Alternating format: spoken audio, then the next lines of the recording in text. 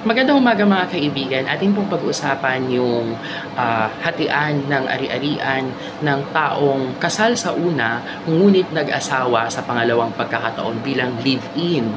So, marami po kasi sa atin dito na hindi naging successful yung unang kasal. So, dahil mahal nga ang annulment at hindi naman tayo makapag-file ng annulment, nakipag-live-in na lamang tayo sa pangalawang pagkakataon. So, kung ano man yung ari-arian meron ka doon sa unang asawang pinakasalan mo at wala naman kayong marriage settlement, yun po ay magiging conjugal property ninyo ng iyong unang asawa.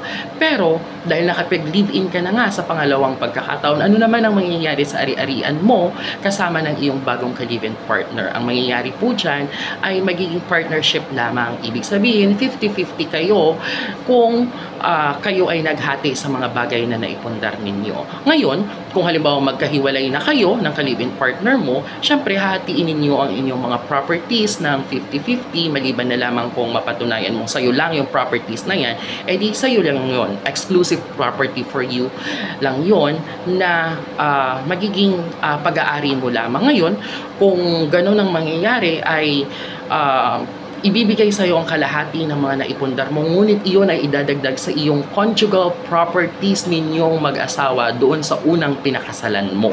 So wala ka pa rin makukuha.